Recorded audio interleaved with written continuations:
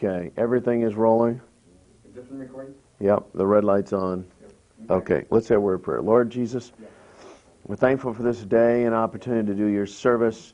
Lord, you said you should know the truth, and the truth shall make you free. And that's what we're interested in accomplishing here today, in Jesus' name.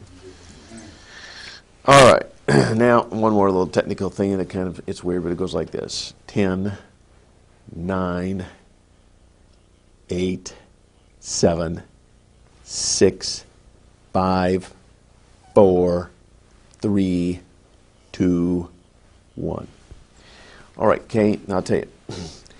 What I just did is simply to synchronize the cameras. It's not anything magical. Okay. And it doesn't mean, oh my God, the countdown is here. What we're going to do, we're just going to record a bunch of stuff here, and we can do some more tomorrow. If we forget something today, it doesn't matter. We can put it in. If you think of something in 20 minutes that should have been said right up front, it doesn't matter. Great. We are simply wanting to reduce this down to tape so that it doesn't get lost. Yeah. Okay? Yeah. And the big job lays ahead. That's the editing. Okay? So I want you just to completely relax. There is nothing that can't be done, redone. If we sneeze, if we cough, if, anything can That's be fixed. reassuring. If the ceiling caves in, all we do is clean up the mess and keep going. Okay. So everything here is real laid back. You've got a lot of information, and we want to get this down into a storyline, because I think what you've got here is something that is extremely important for people to know about. Yeah, it is. All right. Let's talk a little bit about you and see now where'd you start out your life? You were born and raised in the country? Yeah, the city? I was raised on a farm. In fact, I live in the same neighborhood in which I grew up. It was my grandfather's farm. Part of it was divided into thirds. But in 1939, my grandfather was an obstetrician in Norfolk. He was also in the Naval Reserves. He was in charge of military intelligence in Norfolk, which is the largest military naval complex in the world. So I was born in the Naval Hospital, which was the NATO headquarters, and brought home to my grandparents' farm. My father was in the South China Seas on a naval vessel. My uncle was in the Navy. So I come from a long line of military civilian folks. They were not full time military individuals. They had jobs, and they would go into the war. They would be in reserves, and as my grandfather was, he stayed in and retired a Navy captain. But I live in a house that was in part of my grandfather's field.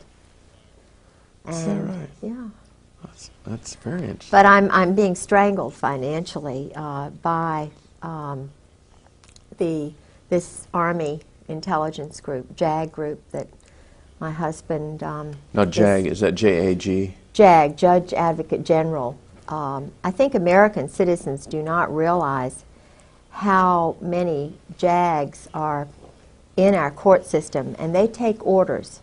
They are in the chain of command, they're active reserve, and they are in our court system everywhere you look. Not just federal, state and local? Everywhere, yeah. And they're going to meetings once a month, and if there is a case like many of the military intelligence wives like myself, and we have information that would come out in a divorce hearing or whatever, they totally control it. It is Judge John Moore, in my case, in Virginia Beach, is an Army Ranger. He is active reserve. He's a VMI Army colonel. He's a graduate of VMI. In Virginia Beach, in the courts, there are at least 6 judges, and I'm including commissioners in that, because in Virginia we have a system where the commissioners do a lot of the decisions. And all of these in Virginia Beach who take care of military wives are military judges. No, you mentioned the term VMI. What is that? Well, VMI is Virginia Military Institute, and it's where General Marshall, the Marshall Plan, went to school. It's a little West Point.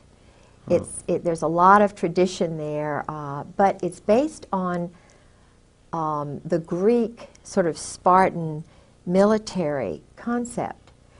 And my father went to Washington and Lee, which is also in Lexington. And I know that there is some sort of, I won't say cult, but there probably is some sort of club? Secret society. Okay. And so it's very, very tight clique. But what I was trying to say is that the judges are military men, and they're not independent. They take orders. They take orders. There's a chain of command, and in my particular case and the other 11 military wives whom I have met so far, there are many, many more, but they've all been handled the same way. Mm-hmm. That's not a normal divorce at all.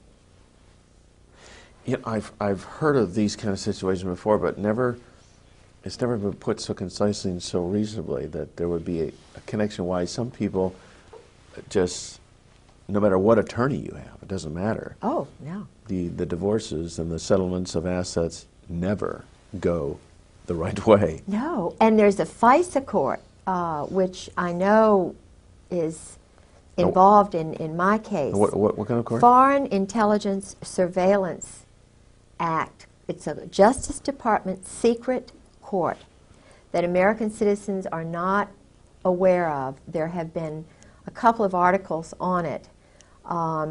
It's a small group of men, and I think there's a woman on it. I believe there's 7 justices. And in reality, the article that I read, which was given to me by Mike Fuller, and I know he would not mind me using his name, he's a government assassin. He was like my husband, a government assassin who did... When you say assassin, you're talking like character assassination or kill people? No, killing people. Okay. He's a mercenary, government mercenary. Okay. He was in Afghanistan and in Rhodesia, South Africa. And I met him and his wife through Sarah McClendon. He's a real wonderful patriot who is speaking out about what the NATO community and the Army and Marine Corps are doing. And Sarah McClendon, she's an old warhorse, isn't she? Sarah saved my life, literally. Really? Yeah. I had been having break-ins starting the night of March the 4th, after I was calling everywhere to see if I could find my husband. He would, disappear at times. And I found my husband's diary, which I have here, which they have been not anxious to have get out. Uh-huh. No, they meaning? General Sheehan, General Krulak, Marine Corps colonels, generals, Al Gray, Cook, and especially General Joy. Joy. General Jim Joy Uh-huh.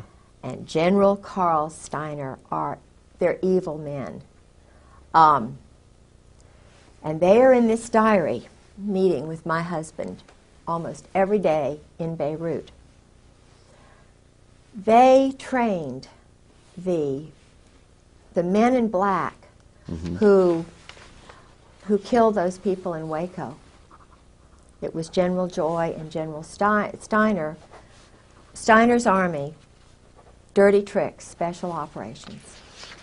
And this is what my husband does for a living, is train mercenaries, young boys from countries like Romania, Cuba, Dominican Republic, Haiti, all these countries. They're training them to be murderers. And the taxpayers' dollars are paying for this. Okay, now they train them just through the normal channels of the military? These kids join the Army or the Marine Corps, and then they select these kids based on some criteria to train them? They psychologically profile them. The profile, which is similar to my husband's and Lee Harvey Oswald's and McVeigh's and some of the others who were all part of this program. Jeffrey Dahmler was profiled and hidden. You know, what most Americans do not know is that all of these men were Jeffrey Army. Dahmer, he has a military background? Of course. They're all Army. Oh, okay. They were all picked out because they're perverted or twisted. Oh. Yeah. Sexually perverted. Sexually perverted and therefore, you know. Yeah. Well, now I don't think McVeigh was perverted the way Dahmler was, but certainly the group that my husband is overseeing are twisted. So part of the criteria, they look for people who have got something in their history that gives them a weird bend. Yeah. Like they were molested when they were a child, Yeah. or they come from dysfunctional families, abuse, whatever. Strong mother, weak father, no father, poor. Because these guys are looking for security, so they will stay in the military and do anything for that security. This was my husband's scenario. My husband and Oswald are just two peas in a pod. Huh. Exactly the same personality, the same type, in the same elite group, I might add, which was doing work with communists and Russians, with Czechoslovakians and with Romanians. I met assassins, I met drug lords, Fahim Kordobawi, whose family were the drug lords in the Bekaa Valley. I mean, he knows the elite of the elite of the elite, and that's why I was warned twice not to talk. And you were warned... I was told that I would be killed. I was told that Your husband warned you about this, or? Oh, my husband warned me early on in it, but he knew that he loved me in the beginning. I'm sure he really did. But he's a robot, my husband, except when he's drinking. And I think that's why he drank, because the first 3 years of marriage, he was telling me everything. And I come from a very strong Protestant Southern culture, which, you know, when you're talking about shooting people like ducks, the only thing I can relate it to is my brothers going duck hunting, and that's what George would tell me it was like. Killing is just, you know, it's nothing. There's no emotion involved. You just get rid of somebody. And he said he was an existentialist and that these murders were necessary, and, you know, very matter of fact. And I'd sort of go, yep, and we'd be eating dinner, and I was trying to get him to know Christ, you know, to sort of understand a little bit about my background and America's background. But his group they are not Christians. They're what he calls existentialist, and they study German Clausewitz and Nietzsche, Sartre, Camus, Montesquieu.